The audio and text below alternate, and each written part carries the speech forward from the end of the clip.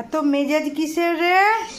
হ্যাঁ, কি আছে দেখি তো। ও বেলুন, আমি নিয়েছি বেলুন। ভাত বেলুন পাহারা দিয়ে বসে আছে। কি হলো? আমি তো দিয়েছি। হ্যাঁ, হাই উঠছে, ঘুমা। আমি ভাতটা খাই আর বেলুনটা নিয়ে খেলি। কি হয়েছে? বাবা, কি রাগ, কি রাগ! কি হয়েছে? বুড়ি বেলুন নিয়ে খেলবে। কি হয়েছে? বুড়ি বড় হয়ে গেছো, আর খেলে না। দাও বেলুনটা, দাও। দেবমকে দিয়ে দি বেলুনটা, দাও দাও।